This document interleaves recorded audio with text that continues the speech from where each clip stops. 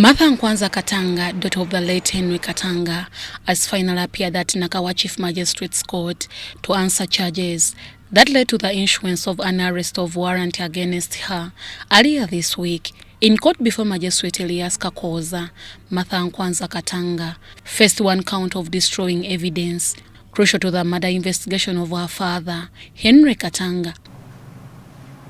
Nkwanza Martha, you're charged with one count, which is destroying evidence contrary to Section 102 of the Penal Code Act, Cap 120. It is alleged that you, Nkwanza Martha Katanga and Nkwanza Patricia, on the 2nd day of November 2023 at Imbuya, Chwatu Road, Nakawa Division in Kampala capital city, knowing that device things at the scene of crime may be required in evidence in judicial proceedings, removed or destroyed them or rendered them illegible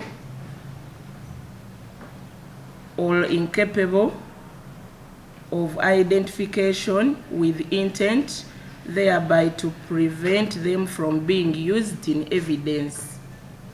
This charge had 3 counts, and you was count number 2.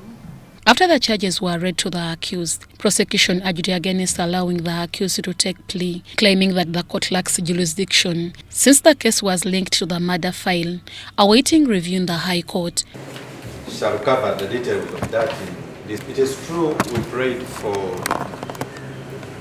warrant of arrest because this court has jurisdiction to issue warrant of arrest because the appearance of all charged before it in all cases, capital or non-capital, because it is the charging court of first instance.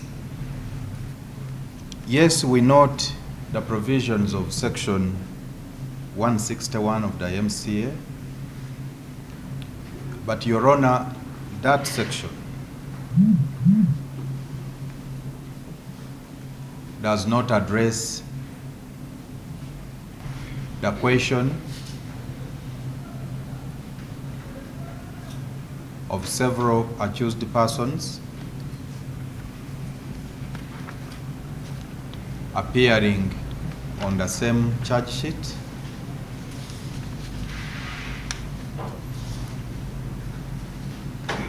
with a mixture of capital and non-capital counts. Your Honor,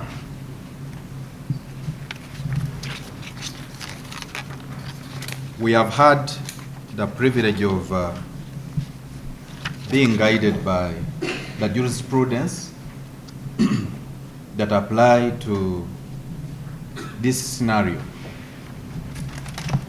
First, the authority in the Human Rights, the Foundation for Human Rights Initiative, and Attorney General cited is distinguishable from the present facts because, yes, it's distinguishable from the present facts because that case dealt with situations where magistrates' courts decline to grant or entertain applications for bail where they have clear jurisdiction. In our scenario, there is no explicit legal provision in the MCA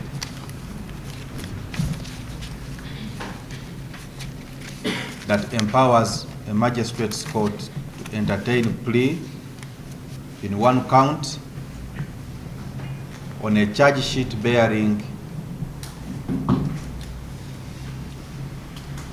a capital count. And Your Honor, as you can realize, the case that you are dealing with, even in your register, the court's register, it appears in the capital offences register, and it was registered as such. The number accorded to the matter before you is capital.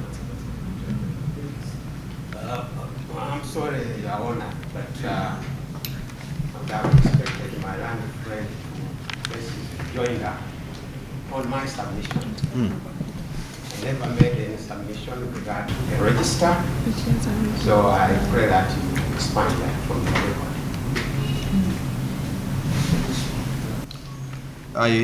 I have been tasked to explain. I have also been challenged that I have not cited the law, and I'm just giving a preamble to the law that I'm about to cite. But if my land brother is not comfortable, I can still refrain from that and make the point that, which I have already made, that there is no specific section within the MCA. That means that because you are dealing with a capital charge sheet, which is registered as such, and that charge sheet also has non-capital offenses, and in the absence of an explicit provision, there is doubt as to whether this court has the jurisdiction. So where there is doubt, we are guided by section 39 of the MCA,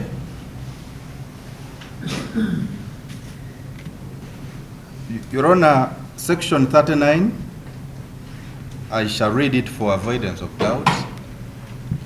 It provides in subsection 1 that whenever any doubt arises as to the court by which the offense should be tried, I underline trying because plea taking is an act of trial. So wherever there is doubt, whenever doubt arises as to the court by which any offense should be tried, any court entertaining that doubt may, in its discretion, report the circumstances to the High Court, and the High Court shall decide by which court the offense shall be tried. Otherwise exist was already resolved by the High Court in the case of Uganda versus Ndiamohaki, Julius, and others. It's a criminal revision number 1 of 2016. In this case, the decision, Your Honor, which should be on page 5. Do we have another copy? Page 5. Let me try to get another copy for my land brothers. We should be having it somewhere. I can use this. This one, this one has our kasasi. Where is it? So, Your Honor, on page 5, the guidance of the High Court is that where a charge sheet bears both a capital and a non-capital offense, the gravest offense in a multiple count charge sheet determines the jurisdiction. I want to be sure, Your Worship, that we are on the same page. So in simple terms, where you have more counts, then if you want to be guided as to where jurisdiction falls, you look out for the gravest offense. And if the jurisdiction of the gravest offense is not vested with the court, then the court has no jurisdiction. So that is the law. But, Your Honor, this court will also take note that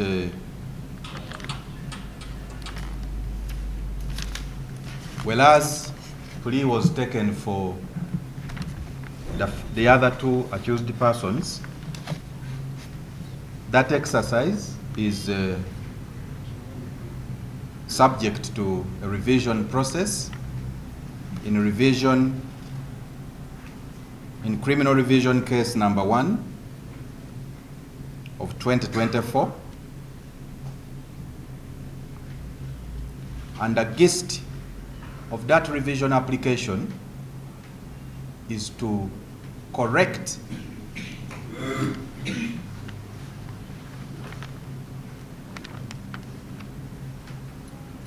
the exercise of plea taking.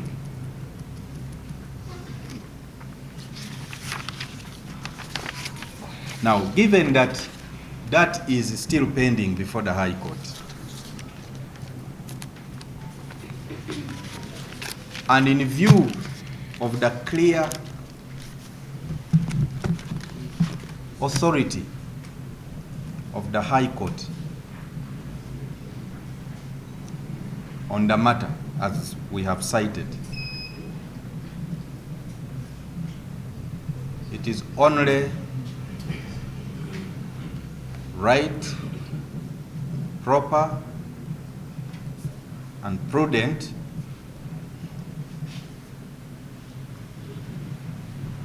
that we await the guidance of the High Court before we can determine whether or not if the issue of the revision is a question of judicial notice to this court. So this court is already aware, the matter is before it, and the file was actually called and sent by this court. This court is even aware that it is pending. Yes. See, I'm sorry about it, but my land friend wants to make reference to that application revision. Then it's kind of emptying his own application in the High Court. No, actually, Your Honor, I wouldn't have gone into that, except that it's a response to my land brother's submission that this court had already taken plea, you know. So because they said this court had already taken plea, so it should be bound, I am just explaining that that plea, yes, was taken, but it is a subject to a court process that is pending. So I believe that my reference to the revision application is well premised as an appropriate answer to the submissions from my land brothers. Anyway, the conclusion, Your Honor, is that in view of all this, the right thing to do is to simply communicate the charges, remand, and we await for guidance on this rather contested matter. Otherwise, if this court went ahead to take plea, then we will be disregarding even the contest, the revision application that is pending. We so pray. Magdusman Kabega, the defense lawyer for the accused, objected to the prosecution's prayers, arguing that since this court had recently entertained the pleas from the first accused persons on the same file, it as well as jurisdiction to do the same for Martha and Kwanza. The omission that has been made by our land friend for the state. First, that the state did apply on the 8th that the suspect should be arrested to appear in court to take plea. And he prayed for warrant of arrest. Now, that being the case, the suspect, much as the warrant issued but not signed by the court, she opted to appear to answer the charge in motion. The offense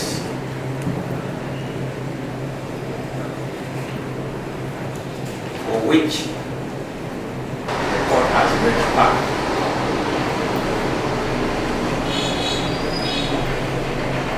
prescribes a sentence, not life, not death. I think it is 3 years. 3 years. And Your Honor, Section 161 of the Magistrates Act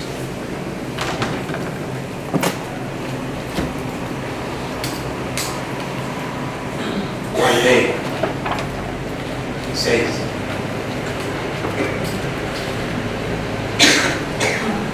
subject to this section, the Magistrates Court presided over by the chief, which you are your worship. Subsection A says, Chief Magistrate may try any offense other than an offense in respect to which the maximum penalty is death. The charge that has been read to her does not attract that sentence. Provides for a custodian. She must take leave or for the offense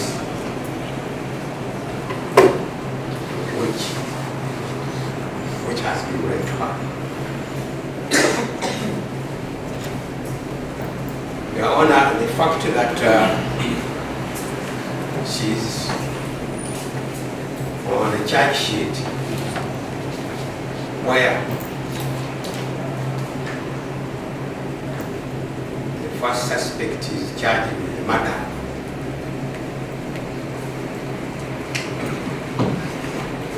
Does not in any way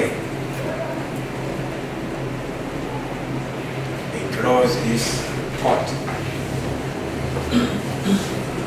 jurisdiction to run away from trying this offense.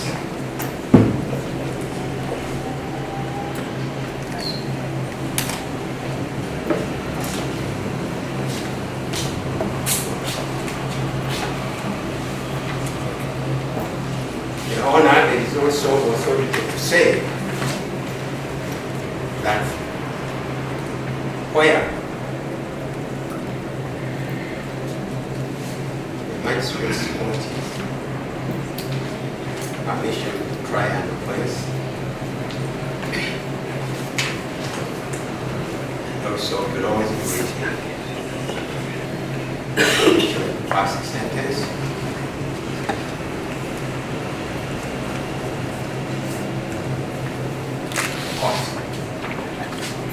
must proceed past the necessary sentence in accordance with the law.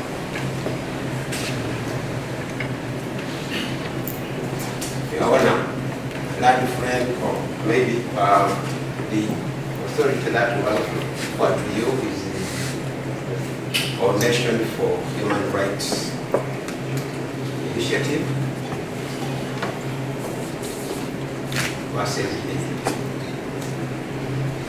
Attorney General. So, petition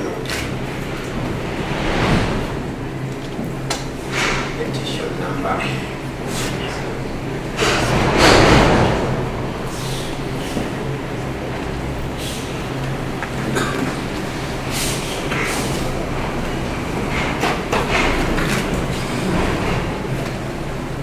Constitutional petition, Your Worship. Number 3. Constitutional appeal. Number 3209. By the Supreme Court.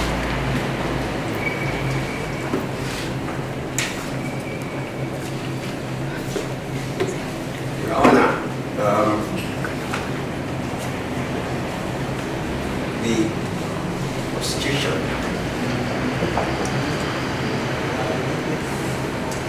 is trying to appeal to court to trade the fact that because they have put the charge of account of murder, that therefore are not asking the suspect to take plea.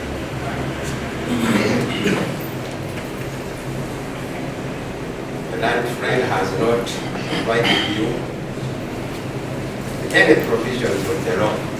Your Honor, you also realize that the other suspects who are on remand didn't take plea before you. My learned friends were in court. They are the ones who framed the charge, and they did not complain like they are now complaining. Cannot be allowed to be uncovered.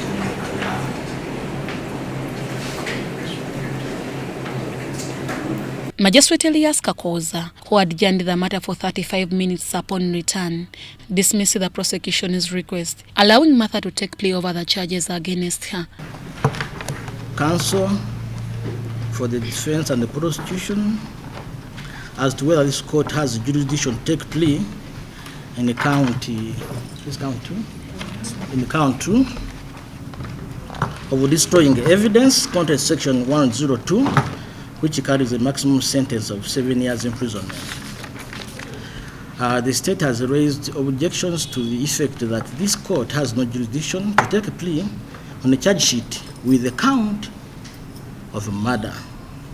The defense counsel vehemently refuted the above assertion for reason that the charge before which the charge that A3 is charged with is triable by this court, notwithstanding the fact that it appears on the same charge sheet with murder.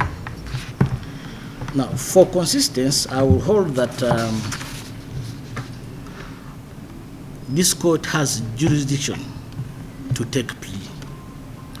On 21st of November 2023, accused number 2, accused number 4, and accused number 5 appeared before this court, and I proceeded to take plea, which was not contested by the prosecution. State has talked of some division, but you don't have your decision in this court stopping me from taking plea. For those reasons above, I overrule the objection, and this court to proceed and take plea, let the charge be read to the accused person.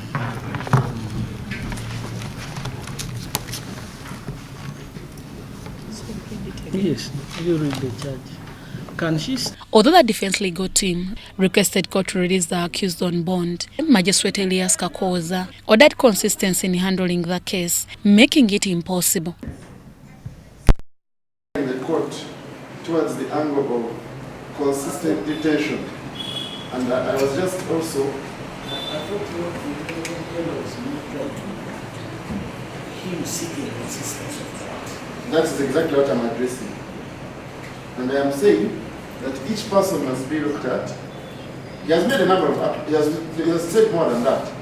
He has talked about his revision application as though it were a stay of proceedings in this court. He has talked about, and yet it is not. It is also not served actually at the moment. So in the guidance that he seeks, I think the court needs to be clear that it is not a stay. Secondly, it is not served. Fundamentally though, yes, fundamentally the last point is on section 65, is that in section 65 the court is simply exercising a discretionary power. Which discretionary power?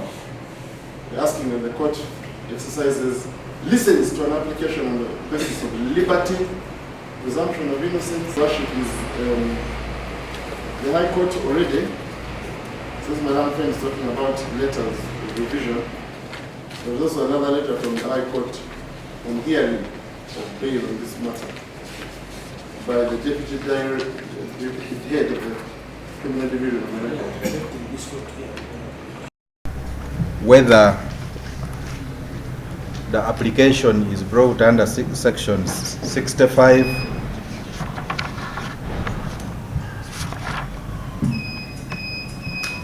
or 75 or 77,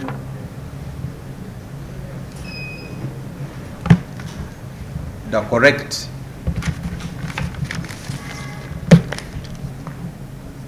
description of such an application is an application for release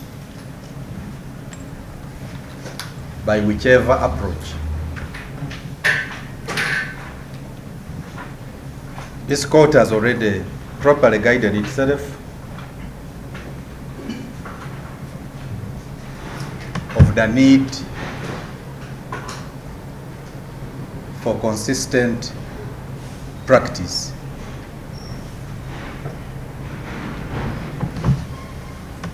It is the same reason, Your Worship, that notwithstanding the objections on jurisdiction,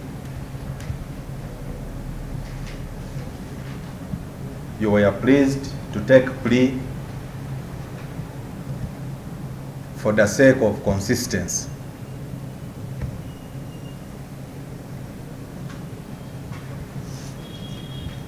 I want to remind this Honorable Court that prayers for release were attempted in respect of A2,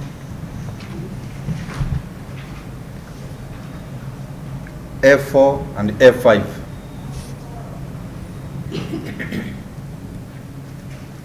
And this Honorable Court guided that in the face of the existing application challenging jurisdiction and still pending determination by the High Court, it would not be proper to entertain the application for release. So before I even attempt to make a detailed and formed replies to either the application for under 65 or the presentation of sureties, I'm seeking this court's guidance as to whether consistency would not require that we maintain the status quo.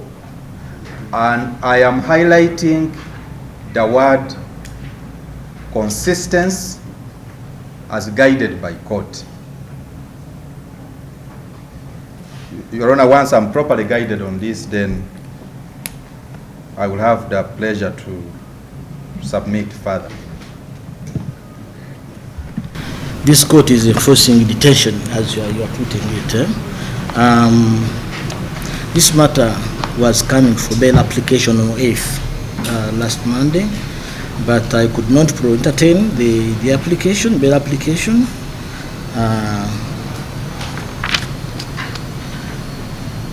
As I was told of the application in High Court, and there was a data calling for the file.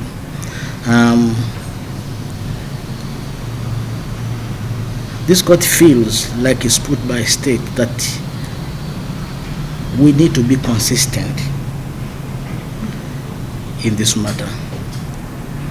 I have appreciated your submission about the state of the accused person, accused number 3.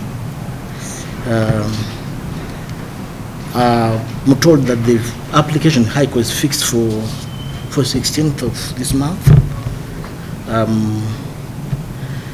You could apply for bail in High Court, which is under the revision. Otherwise, like it's put by state, I can't proceed to entertain bail application in this matter this time. I therefore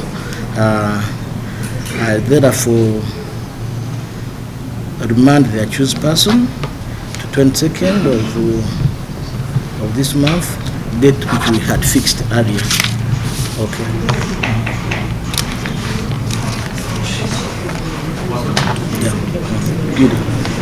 The court will resume on 22nd January 2024 for mention, while Martha Nkwanza Katanga, holding a 1-month-old baby, was remanded to Luzila Government Prison. Despite several criminal summons issued against More Katanga, the wife to the deceased Henry Katanga, to answer charges of murdering her husband, she remains elusive. Businessman Henry Katanga was murdered on 22nd November 2024 at his home in Mbuyachwatu Road, Kawempe Division in Kampala District.